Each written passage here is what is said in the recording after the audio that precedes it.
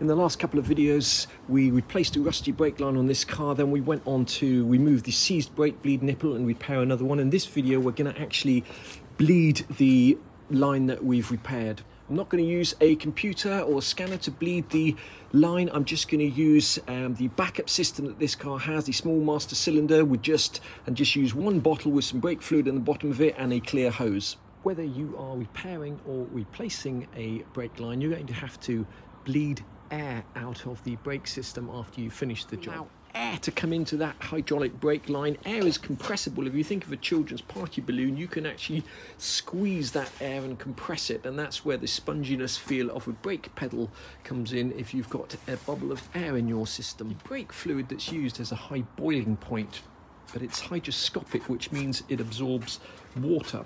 And as it absorbs water, the boiling point of the brake fluid comes down, and thus when your brakes get hot, there's more chance of boiling the brake fluid, which introduces vapor into the system, and once again that will give you that spongy feeling on your brakes.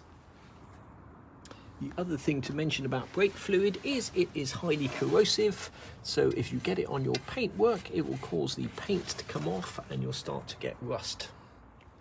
Every car will have a brake fluid reservoir like this, and as the brake pads wear down, the level of that fluid will fall.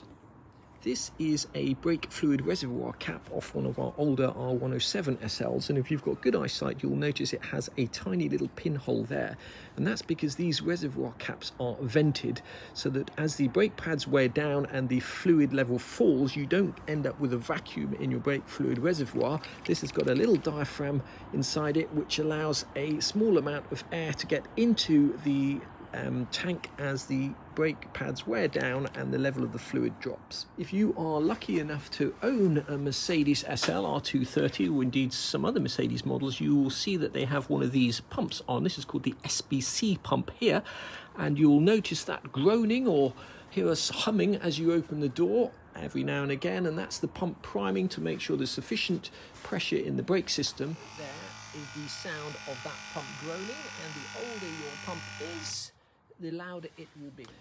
If you find that your SBC pump is kicking in more often than it should, it's probably a sign that your pump is on the way out. The pump is pressurizing the system to make sure the brakes work. If you've got some leak in the system, the pressure will drop. The computer will sense that. The pump will turn on to put the pressure back to where it should be. And that SBC pump there makes it slightly trickier to bleed the brakes on one of these cars than on a normal SL like the R107s over there. It's worth mentioning that if your Mercedes has this SBC pump here, that if that pump fails, you will get a big fat red error message saying reduced braking, pull into a service station now. But you'll still be able to use the brakes on your car because there's a backup system using a small master cylinder in the same way that you'd have on a normal car. You will experience reduced braking and it'll probably feel quite scary to drive, but you will be able to get home with that red light on the dash. Working on the brakes on a car with an SBC pump like that, it's a good idea either to disconnect the pump at the connector or to disconnect the battery, because the minute you touch the brakes on one of these cars or open the door or anything, the car will come to life and the pump will kick into action. So if you disconnect the connector here, that's absolutely fine. If you disconnect the battery in the trunk, just bear in mind that you will lose all your memory settings for seats, wing mirrors, etc. I'm just going to run over the various methods of bleeding brakes on a car. First up, we've got the gravity bleed method. If I was to undo the brake line at the caliper here, you'd have a slow drip of brake fluid, and if there were bubbles in the line, those would come out eventually. Now that method takes time, and if you've got bubbles in your master cylinder, for example, it may not get all of the air out of the system, but it is very simple, if not time consuming. Next up, we've got the two-man or woman method, whereby you get a partner to sit in the car, you undo the brake bleed nipple at the caliper, they sit in the car, push the brake pedal, that squirts brake fluid out and any air bubbles. They then hold the brake pedal down whilst you do up the brake bleed nipple, then they can release the pedal, and you repeat that until all of the air is out of the system. The two-person method does rely on good communication skills between the two people, although you can get rid of one of the people using something called a speed bleeder valve. which is one of these here, and that will allow me basically to put my foot down on the brake, squeeze out brake fluid, but this is a one-way valve. It won't allow air back into the system. Each car will have a slightly different type of speed bleeder valve. This is the one here for an R230. A variation of the gravity bleed method, or the two-man method, is to get a bottle like this, fill it up with some brake fluid there, put a clear hose in the bottom of the brake fluid, and then attach this to the brake bleed nipple. When you squeeze your foot on the brake, what will happen is you'll squeeze the air down through the tube, it'll bubble out of here, and when you release your foot on the brake, rather than sucking back air, you'll be sucking back brake fluid. And what you do is you just either drill a little hole like that, or make sure you haven't got a tight fitting hose, just so you don't end up expanding this bottle as the air comes out. A cheap and cheerful method to bleed a brake line, and we'll be using that method because on this SL55 we don't need to bleed the whole system, we just need to partially bleed one of the lines which we've repaired. Method to bleed your brakes is called vacuum bleeding, which some people swear by, and vacuum bleeding basically sucks the brake fluid out of the brake line from this point here. So you undo the bleeder nipple, you put a vacuum pump on there, sucks the brake fluid out and any air bubbles. It takes a little bit longer, and there is a danger of introducing air into the system via the threads on the bleed nipple, although if you take the bleed nipple out completely, put some grease on there, you can generally get around that problem. Fourth method is to pressure bleed your brakes, and that's simply taking off the reservoir cap here, putting on another reservoir cap with a tube coming out of it. That tube leads into a vessel with brake fluid in it. You either pump up the vessel by hand, or you can get electric pressure bleeders as well.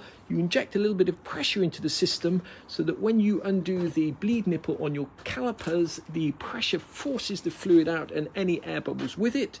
The advantage of that system is it's fast and it's effective, and of course the only disadvantage is you need to buy a pressure bleeder. You thought things couldn't get any more complicated. You've also got reverse brake bleeding, and that basically forces brake fluid up the pipe from the low point, and it's relying on physics whereby the air in the fluid wants to rise to the height. If you have air in one of your brake lines, that air is going to bubble up through the brake line and out of the brake fluid reservoir.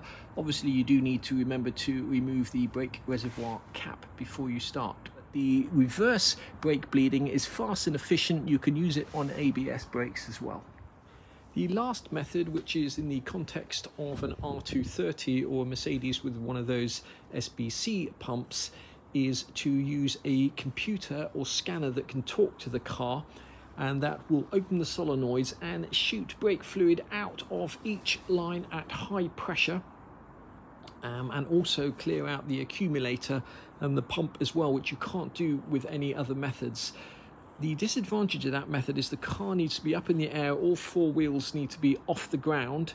You need to have a scanner that you've actually got access to or can access when the car is off the ground, and you also need a way of pressurizing the tank. So if you took it into Mercedes or independent garage specializing in Merc, they'd have a pressure bleeder, they'd have the DAS system, and they would probably charge you somewhere between £100 and £200 to bleed the whole brake system properly for you. The other thing about using a scan or computer to bleed one of these cars is the brake fluid is shot down those lines at very high pressure, and Mercedes recommend that you use special clamps to clamp the hose onto the brake bleed nipples so they don't come off halfway through that process. The fact that brake fluid is shot down that line at such high pressure is one of the reasons why the braking ability of these cars was so good, and one of the reasons why these cars were so fast around the track, because that SBC pump there in conjunction with the ECU in the computer can sense how fast each wheel is traveling. So for example, when you go around a corner, the inside wheel is traveling less fast than the outside wheel, and therefore the pump will apply appropriate brake pressure. And if you're driving on ice, or half of your car is in water on ice and the other half isn't, once again, the pump can compensate for that. So it's a very sophisticated system, and I know that some people hate it because the pumps can go wrong and you need to replace them, but it is the secret of why this particular car, the SL55, was so unbelievably fast around the track. It was because the braking, or one of the reasons was because the braking was so good. I'm going to be relying on the backup fail-safe system that applies to these Mercedes with the SBC pump, whereby the front brakes do have a small master cylinder and you can squeeze the brake pedal down in the normal way to expel brake fluid and air out of the line. So that's what we're going to do with this car. If you use to bleed your brakes, make sure you do not let the reservoir run low. So top it up before you start. You can also always siphon some brake fluid out if you need to at the end of the job. We're just going to undo our little fitting here. There'll be brake fluid dripping everywhere. Hook up the line as quickly as we can. Make sure we do not cross the threads. Once you've tightened that fitting up, make sure you wipe off any brake fluid, especially from the painted surfaces.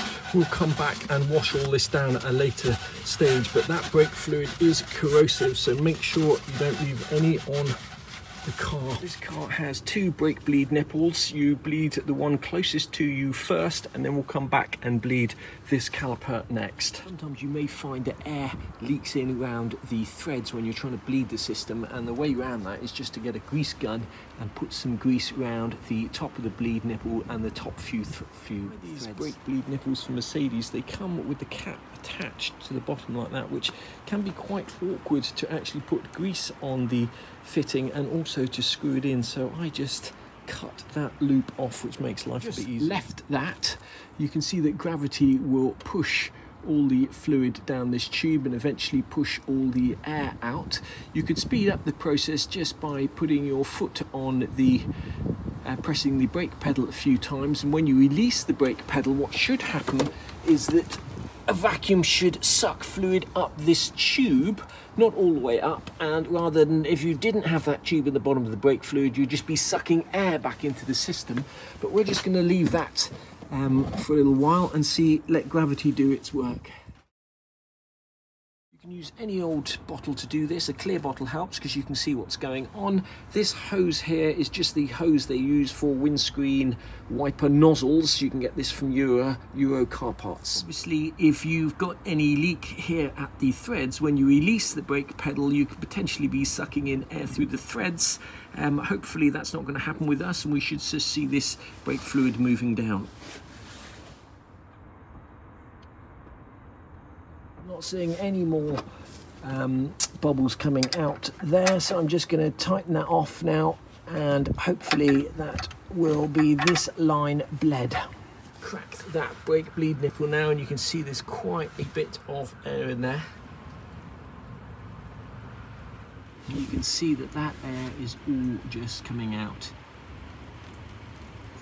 here, just using the gravity bleed brake method. You can see that most of the air has bubbled out now, and we've just got fluid with no air in there. It's crucial when you're doing this to make sure that you top up the tank regularly. You can see we've dropped about 1 centimetre in this tank. We've still got plenty of fluid in there, but I'm just going to top it up a little bit more. Bleeding the brakes on this car. Brake pedal's nice and firm. We're just going to put everything back together. We've tested for leaks. Just going to get the car level and then retest the brake fluid after a short test drive. Here's a brief summary of everything we used for that job. Some brake fluid, which we got from Mercedes. We bought those brake hoses on eBay from a company called Car Parts in Motion. I've used them before and they always deliver really quickly and are great value. We paid £14.80 per hose. And I think that was delivered the next day. Part number of the brake bleed nipples, they do come with the rubber caps. They cost about £10 for 2 of them. You can probably get these cheaper elsewhere because they're just Brembo nipples. Here's the part number for the brake clip. I should just point out that the videos I do are purely for information purposes. You shouldn't take anything I say as advice when it comes to fixing brakes. If you make mistakes, that could be a fatal error. So my advice would be to get an expert to check out any work that you might have done.